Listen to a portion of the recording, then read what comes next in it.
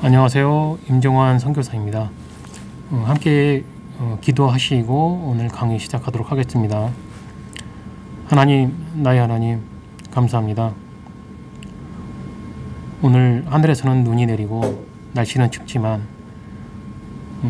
우리 성도님들을 또 이렇게 함께 모이게 해주시고 또 하나님의 말씀을 함께 묵상할 수 있게 해주신 하나님 은혜에 감사드립니다. 오늘 이 말씀도 우리 성도님들과 함께 나누며 우리가 창조주 하나님에 대하여 좀 더 알아가며 좀 더 가까이 다가설 수 있게 주께서 인도하여 주시옵소서. 이 모든 말씀 우리 주 예수 그리스도의 이름으로 기도 올리옵나이다. 아멘. 네, 오늘은 신론 7번째고요.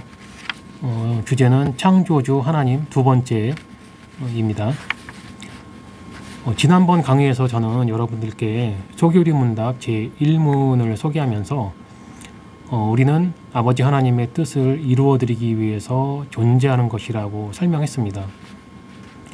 이것은 궁극적으로 아버지 하나님께 영광을 돌리고 하나님을 영화롭게 하는 것인데, 오늘은 구체적으로 어떻게 하는 것이 하나님을 영화롭게 하는 것인지에 대해 설명을 하도록 하겠습니다.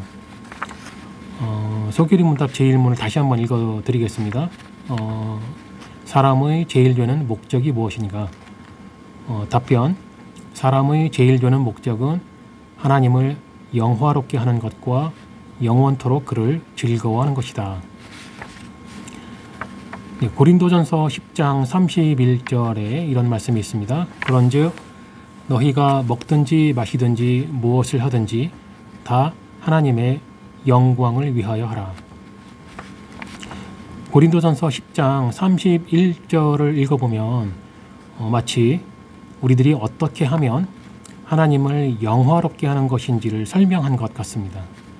우리가 음식을 먹을 때 또 하나님을 부르고 무엇을 하든지 하나님의 이름으로 하며 선행을 하며 하나님의 이름으로 하고 봉사를 할 때도 하나님의 이름으로 열심히 하면 하나님을 영화롭게 하고 영광 돌리는 것으로 생각하게 됩니다.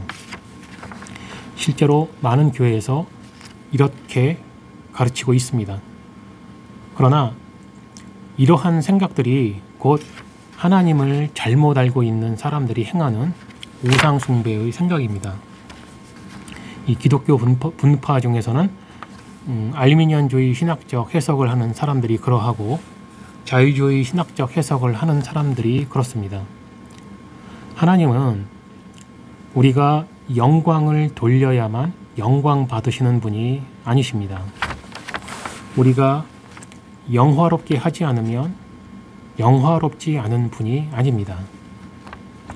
하나님께서는 언제나 영화로우시고 언제나 영광 받고 계십니다.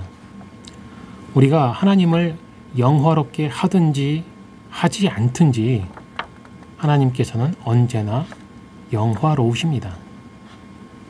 그러므로 사람은 두 가지의 형식으로 하나님을 영화롭게 합니다. 첫 번째, 하나님의 뜻대로 하나님을 즐거워하며 영광을 돌리는 것. 두 번째로, 진노의 대상으로서 하나님의 영광을 드러내는 것. 즉, 하나님의 백성이 되어 하나님을 즐거워하며 하나님께 영광 돌리는 삶을 사는 사람이 있는가 하면은 그와는 반대로 하나님을 대적하는 그 진노의 대상으로서의 삶을 살면서 하나님을 영화롭게 하는 삶이 있는 것입니다. 첫 번째의 경우는 쉽게 이해가 되겠지만 두 번째의 경우를 잘 이해 못하시는 분들이 많으실 겁니다. 성경에는 수많은 왕들이 등장합니다. 그 중에서 어떤 왕들은 하나님의 말씀에 순종하며 하나님께 영광 돌리는 삶을 살다 간 왕들이 있지만, 그와는 반대로 하나님을 대적하며 반항하는 왕들이 있었습니다. 예를 들면 이집트의 파라오의 경우인데요. 하나님께서 모세를 보내시어 이스라엘 백성을 노예의 상태에서 놓기를 명령했지만 그 말씀에 순종하지 않고 오히려 분을 내고 하나님을 대적했습니다. 그러나 결국엔 하나님의 초자연적인 능력과 기적 앞에서 항복을 할 수밖에 없었습니다. 그리고 그 왕에 반항하는 역사를 보면서 우리들은 결국엔 하나님께서 원하시는 바를 이루시고 하나님께서 작정하신 일은 반드시 작정하신 대로 이루신다는 것을 알게 됩니다. 그러므로 사람이 하나님의 말씀을 즐거워하며 그 말씀에 순종함으로써 영광을 돌리는 경우가 있지만 그와는 정반대로 하나님을 대적함으로써 하나님께서 영광을 받으시는 경우가 있는 것입니다. 즉 사람을 포함한 모든 피조물은 각자가 자기의 선택으로 자기의 삶을 살며 자기의 마음대로 사는 것 같아도 결국엔 모두 하나님께 영광을 돌리며 하나님을 영화롭게 하는 것입니다. 왜냐하면 모든 피조물이 창조된 이유와 목적은 하나님을 영화롭게 하기 위함이기 때문입니다. 이것을 사도 바울이 로마서에서 토기장이의 비유로 설명을 했습니다. 이 로마서 9장 18절에서 23절까지의 말씀인데요. 그런즉 하나님께서 하고자 하시는 자를 긍휼히 여기시고 하고자 하시는 자를 강팍해 하시느니라. 혹 네게 말하기를 그러면 하나님이 어찌하여 허물하시느뇨 누가 그 뜻을 대적하느뇨 하리니 이 사람아 네가 뉘기에 감히 하나님을 힐문하느뇨 지음을 받은 물건이 지은 자에게 어찌 나를 이같이 만들었느냐 말하겠느뇨. 토기장이가 진흙 한 덩이로 하나는 귀히 쓸 그릇을 하나는 천히 쓸 그릇을 만드는 권이 없느냐. 만일 하나님이 그 진노를 보이시고 그 능력을 알게 하고자 하사 멸하기로 준비된 진노의 그릇을 오래 참으심으로 관용하시고 또한 영광받기로 예비하신 바 긍휼의 그릇에 대하여 그 영광의 부요함을 알게 하고자 하셨을지라도 무슨 말 하리요. 네, 이것을 이해하는 것은 아주 중요합니다. 왜냐하면 이것을 이해한다는 것은 하나님을 창조주 하나님으로 알고 인정한다는 것입니다. 이 사도 요한은 요한계시록에서 이 사실을 기록했습니다. 네, 요한계시록 4장 11절의 말씀인데요. 우리 주 하나님이여 영광과 존귀와 능력을 받으시는 것이 합당하오니 주께서 만물을 지으신지라. 만물이 주의 뜻대로 있었고 또 지으심을 받았나이다.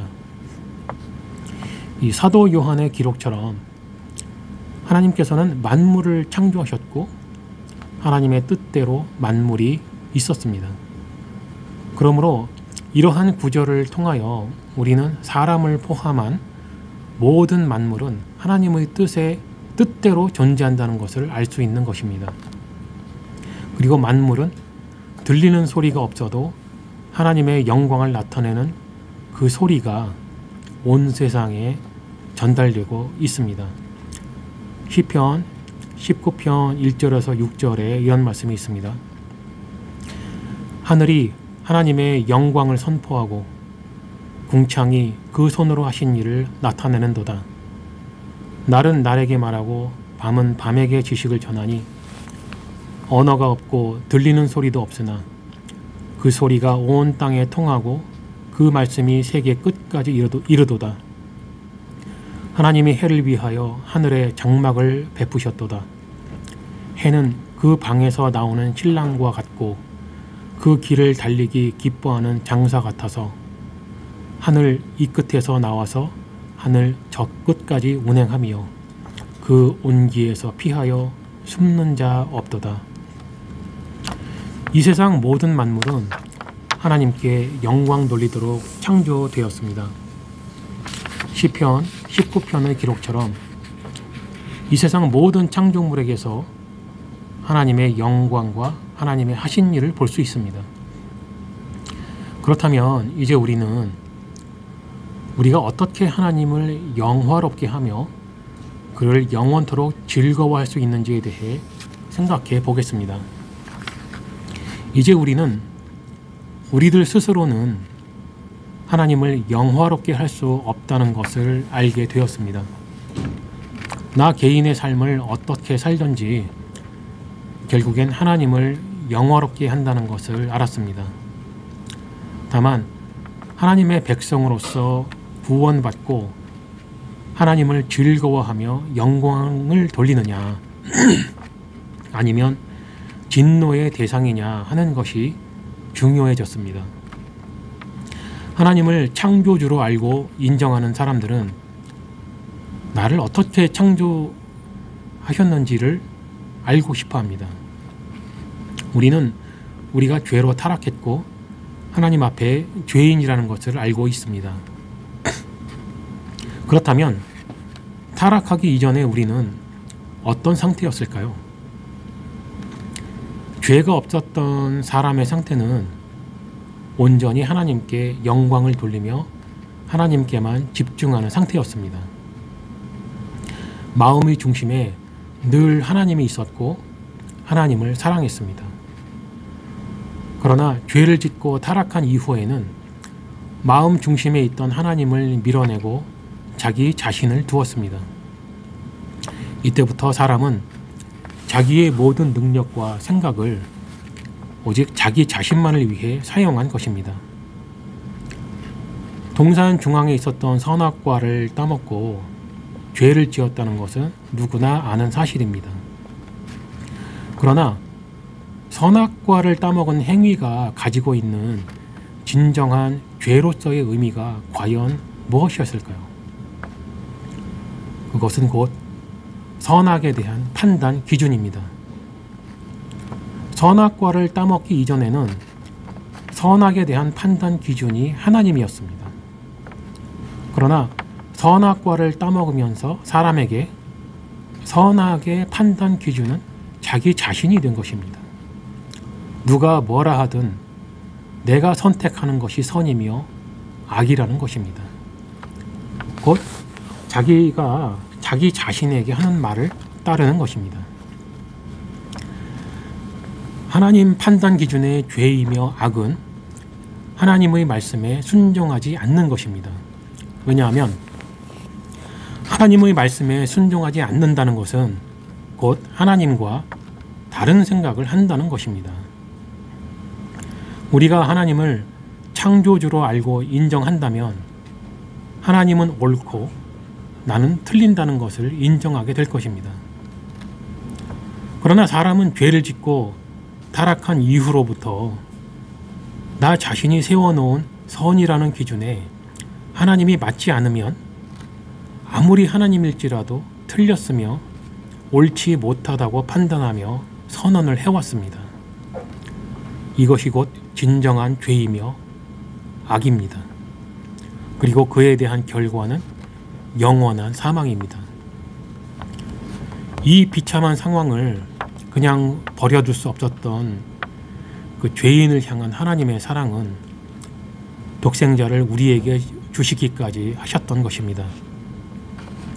이제 우리가 하나님의 말씀에 순종한다는 것은 아버지 하나님의 뜻을 알고 그 말씀에 순종하는 것입니다. 아버지 하나님의 뜻은 요한복음 3장 16절에 명확하게 말씀해 주셨습니다.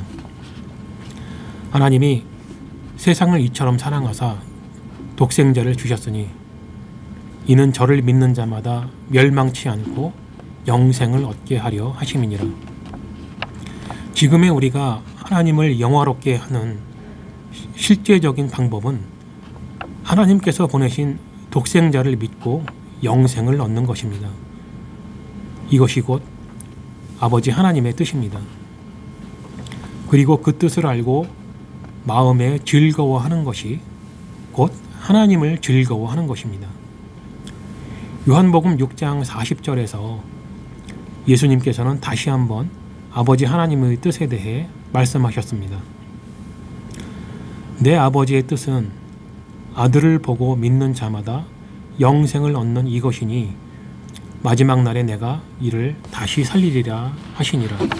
요한복음 6장 40절 말씀입니다. 우리가 아버지 하나님의 뜻에 따라 올바르게 예수 그리스도를 믿고 참된 그리스도인이 되면 우리에게서 나타나는 그리스도의 형상이 다른 사람들에게도 보여짐으로써 하나님을 영화롭게 하는 것입니다. 그리고 이것이 하나님께서 우리들에게 하라고 명령하신 일인 것입니다. 하나님이 내게 하라고 주신 일을 했을 때, 즉 하나님의 뜻을 인정하고 의지할 때에 그때 하나님께서 영광 받으시는 것입니다. 강의 내용을 요약해 보겠습니다. 첫 번째, 하나님께 영광 돌리는 것은 모든 창조물, 즉 온 우주의 본질입니다. 두 번째, 사람은 두 가지의 형식으로 하나님을 영화롭게 합니다. 세 번째, 첫째로 하나님의 뜻대로 하나님을 즐거워하며 영광을 돌리는 것. 네 번째, 두 번째로 진노의 대상으로서 하나님의 영광을 드러내는 것.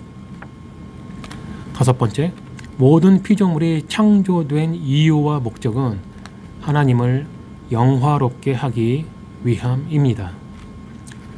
여섯 번째, 하나님께서는 만물을 창조하셨고 하나님의 뜻대로 만물이 있었습니다. 일곱 번째, 우리들 스스로는 하나님을 영화롭게 할 수 없습니다. 여덟 번째, 죄가 없었던 사람의 상태는 온전히 하나님께 영광을 돌리며 하나님께만 집중하는 상태였습니다. 마음의 중심에 늘 하나님이 있었고 하나님을 사랑했습니다. 아홉 번째, 죄를 짓고 타락한 이후에는 마음 중심에 있던 하나님을 밀어내고 자기 자신을 두었습니다.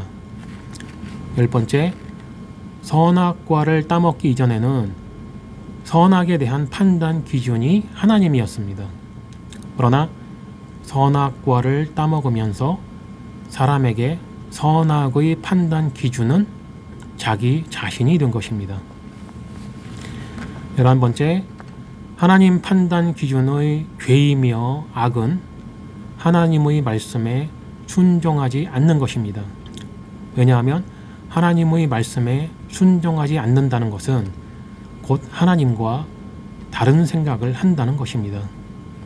12번째, 우리가 하나님을 영화롭게 하는 실제적인 방법은 하나님께서 보내신 독생자를 믿고 영생을 얻는 것입니다. 이것이 곧 아버지 하나님의 뜻입니다. 13번째, 하나님의 뜻을 인정하고 의지할 때에 그 뜻에 순종하는 것이고 그때 하나님께서 영광 받으시는 것입니다.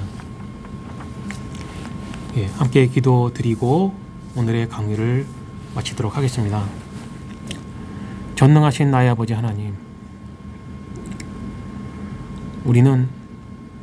우리가 어디로부터 왔는지, 그리고 나는 왜 존재하는지, 하나님께서는 나를 왜 창조하셨는지 그동안 그 뜻을 깊이 있게 생각해 보지 않았습니다. 하나님께서는 분명히 성경을 통하여 나를 지금 이 시간 이 자리에 왜 있게 하셨는지를 선언하셨고 가르쳐 주셨습니다. 나를 있게 하신 목적은, 이유와 목적은 하나님을 영화롭게 하는 것, 하나님께 영광 돌릴 수 있게 하는 것이었는데 나는 그것이 무엇인지 모르고 살았습니다. 이제 아버지 하나님께서 자기의 사랑하시는 아들을 우리에게 보내주셨고 그 아들을 믿고 구원받고 영생 얻는 것이 아버지 하나님의 뜻이라는 것을 분명하게 가르쳐 주셨습니다. 저를 포함하여 우리 모든 성도님들이 그 아버지 하나님의 뜻에, 그 말씀에 순종하는 자들이 되게 하여 주시옵시고